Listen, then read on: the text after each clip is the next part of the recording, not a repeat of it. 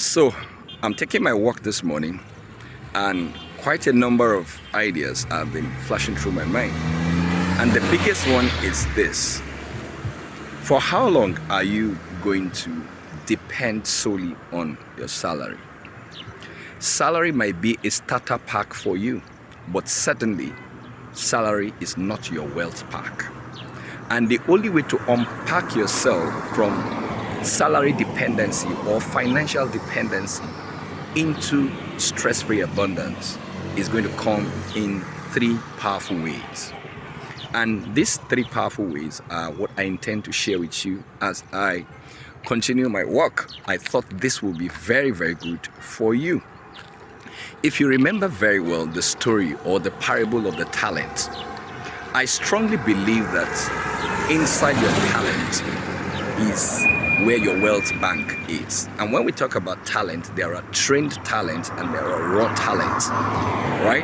The raw talents are like your default capacity, the things that you're naturally good at, but have not been refined.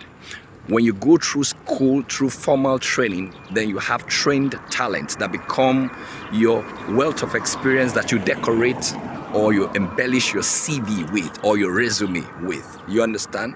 And your talent can also be upgraded into work experience. So, and those are the things, the skills that you develop while working on your talent can also become a bank of raw materials for creating wealth for yourself. So, it is important that if you are desiring to move from financial dependence to stress-free abundance, these three things are inevitable for you. Number one is for you to audit your assets, right? Audit your asset. And number two is for you to position for premium, right? Positioning is so important. And then number three is for you to create systems and not seek jobs, right? Now, let's take it from the beginning, right? Auditing your asset.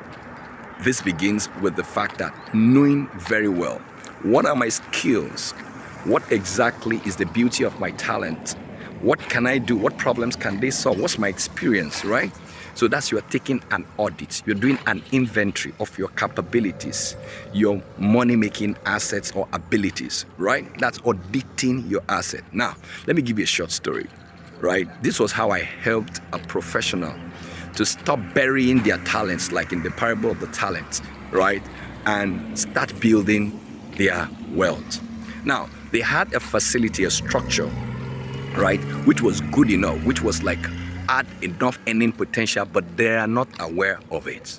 So one of the reasons for you to audit your asset is that what is going to make you wealthy is already inside you and around you, but you are not just aware of it, right? And for you to be aware of it, you need to audit yourself. Do an independent investigation on yourself. Sometimes you might need to take some tests, right? That's why some people do personality tests, they do performance tests and the rest of them, just like you do strength finder test and the rest of them.